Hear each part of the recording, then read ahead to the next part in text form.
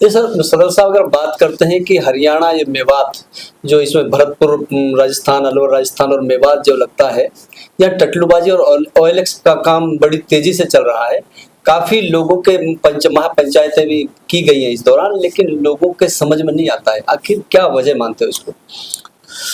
वजह यह है कि घर बैठे लाखों रुपए कमाते हैं, और दूसरी बात यह है कि जब जिस चीज का आदमी का एक आप ये मानिए स्वार्थ जुड़ जाता है कि मुझे बिना मेहनत के ही मेरे घर में पैसा आ रहा है, तो वो न समाज के कहने से मानेगा, ना और किसी कहने से मानेगा, किसी भी तरह से नहीं मानेगा। एक ही तरह से मानेगा, पुलिस के डंडे से मानेगा, कानून के डंडे से मानेगा। और अब मैं दावे के साथ कह सकता हूं कि अब इनको मानना ही पड़ेगा, नहीं मानना पड़ेगा, नहीं मानेंगे तो ये इसी तरह से इनके हाथ पैर तोड़ करके लाए जाएंगे, इनको थानों में डाला जाएगा, बच नहीं सकते। अब तो नया कानून आ गया है, नए कानून में बहुत ज्यादा सख्ताई है, और उस कानून के तहत जो अंदर चला गया वो लौट के भी नहीं आएगा जेल से वापस। तो इनको पता लग जाएगा अपने आप, या तो ये मान जाए, नहीं मानेंगे तो फिर कानून इनको सजा देगा, अधिकारी इनको सजा देंगे। सिर्फ और सिर्फ अब इनको पुलिस का डंडा समझा सकता है और कोई नहीं समझेगा।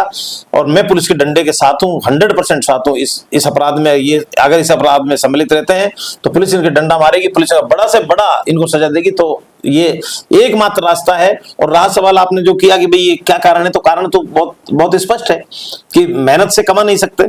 अगर आज की तारीख में काम कमाने वाला होना चाहिए। अगर एक अंडे की ठेली भी लगाता है आदमी तो 1500 से 2000 रुपए से हमको 3 घंटे में कमा कर ले जाता है। आपको क्या दिक्कत है? आपको कमाना चाहिए। फ्रूट की ठेली लगाइए, सब्जी की, बहुत सारे काम है, लेकिन नहीं करेंगे क्योंकि हराम का खाने का जिनको आदत पड़ गई है वो किसी भी सूरत में मानने वाले नहीं है। अब इनको पुलिस का डंडा ही समझाएगा, और पुलिस का डंडा सही चल रहा है इनके ऊपर। मैं पुलिस के डंडे के साथ। ये सर एनर्जी ड्रिंक की बात आपने की कि वहाँ के जो विधायक है वाजिब अली, तो उनका प्रचार प्रसार कर रहे थे हेल वगैरह का, तो काफी सोशल मीडिया पे भी वायरल हुआ था। वाजिब अली ने जो प्रचार किया था मेरे हिसाब से वो गलत था, परंतु वाजिब अली का कहना दूसरा तरीके से था, एक तंज टाइप था कि भाई लोग हमारे खान पान पर भी इस तरह से उंगली उठा रहे हैं, परंतु उसका असर गलत हुआ।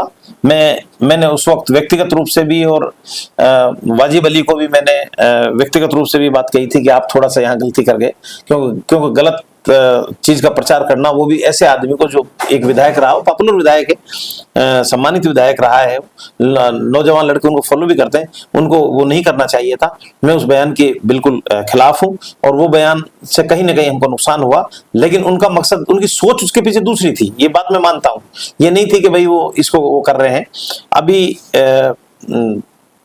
भी जिस तरह से मैं कहना चाहूंगा कि बहुत सारे लोग बड़ी बड़ी बातें कर देते हैं। आप लोगों ने देखा होगा सोशल मीडिया पर भी, वाजिब अली जी जो है अभी यहाँ नहीं है, यहाँ मीटिंग करके चले गए।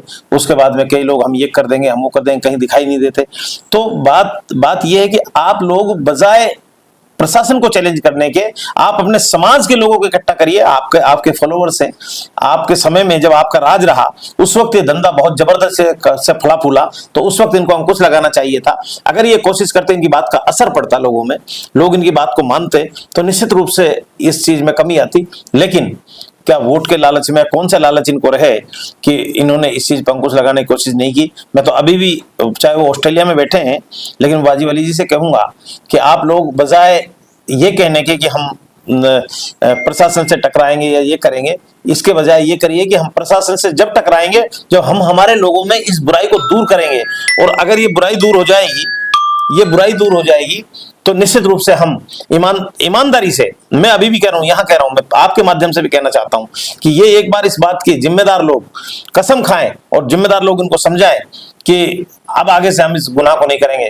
हम इनके साथ खड़ा होने के लिए तैयार हैं, कि आगे से प्रशासन से भी बात करने के लिए तैयार हैं, लेकिन अगर ये इस काम को नहीं छोड़ेंगे तो हम इनके खिलाफ हैं। और जो फिर पुलिस कर रही है वही इनका इलाज है, इसके अलावा कुछ नहीं। तो काफी समाज के लोग कह रहे हैं सर कि अगर इस तरीके से अगर उनका ये मकान अगर तोड़े गए तो हम जेसीबी का जो बकेट है बकेट के लटक जाएंगे। तो इस तरीके के बयानों को क्या मानते हो आप? कोई भी जेसीबी के बयान के वो नहीं लटक सकता। ये लोग जो इस तरह की बातें करते हैं, ये सिर्फ एक सोशोबाजी है। लटक के दिखाइए। प्रशासन से, शासन से, सरकार से कोई नहीं जीत सकता। ये तो मैं तो कहता हूं ना, मैं कहता हूं ना कि भाई आप लोग जितने भी लोग ये गलत काम कर रहे हैं उनमें 70% मेये हैं। आप गलत चीज का सहयोग करके बकट के लटक जाएंगे, हम ये करेंगे, तो लटकिए, लटक के दिखाओ ना, पता लग जाएगा।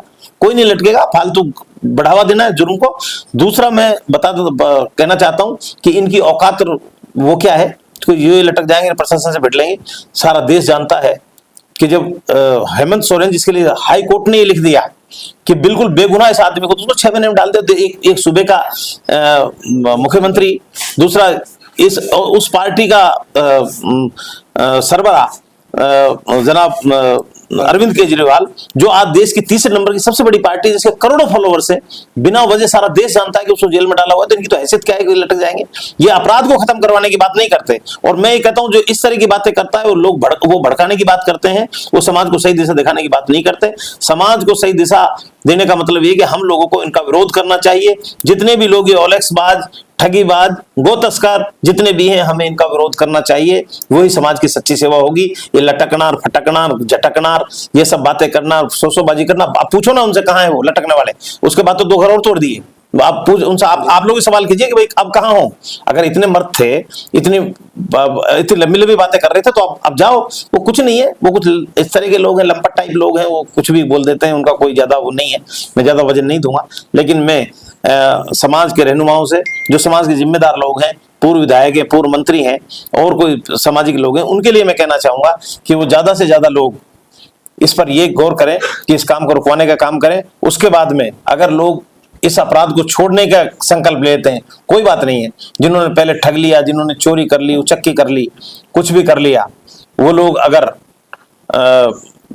अब भी अपने आप में सुधार कर लेते हैं, तो हम प्रशासन से, सरकार से निवेदन करने के लिए तैयार हैं कि साहब कोई बात नहीं, जो कानून सम्मत इनके खिलाफ कार्रवाई बनती है वो कानून सम्मत इनके खिलाफ कार्रवाई कीजिए, परंतु घर ना तोड़ें।